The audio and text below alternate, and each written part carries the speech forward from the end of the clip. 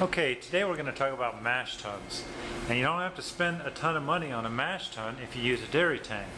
And what we have here at Colorado Boy is a about 150 gallon dairy tank. And if you look, what we did is we extended the sides for an extra 250 bucks. And then on the inside, there's really not much to it. It's just an opening.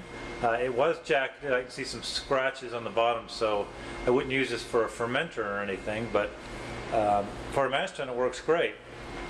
What I discovered was going back to the old homebrew method of a false bottom, which is basically just some copper I had left over when we were plumbing the place, and then just cutting, using a hacksaw and cutting a slice every 1 inch and putting it in. This will actually fit into the bottom there. And see if I can show you. Let's see.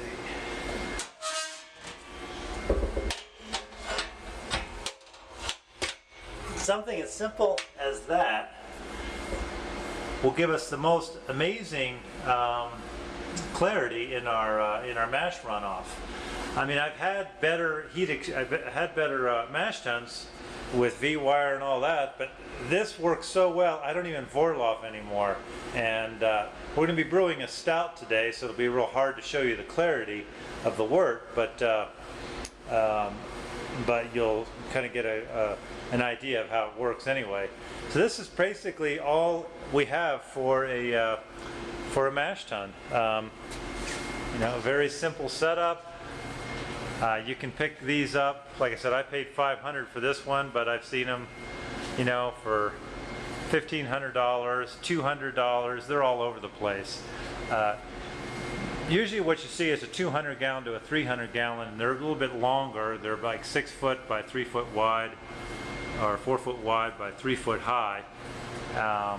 And then you don't have to add any sides or anything like that on. So we'll use this today and brew a stout and show you how it works.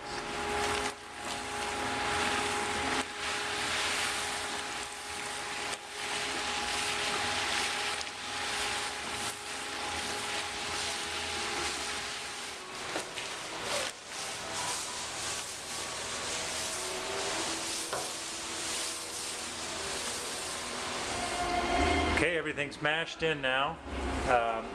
Because a dairy tank is insulated, it'll hold the temperature really nice. We'll just let it sit in there for an hour. Meanwhile, we'll set up for our sparge with our custom-made sparge arm here.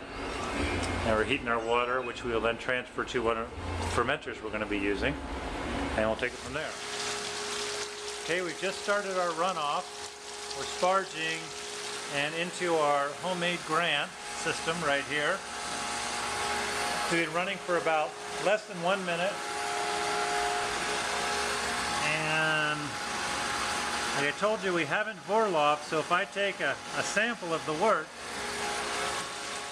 you can't really see in here, but there's really no grain. That's nice and black, which saves us a whole step. So this mash tun works perfectly.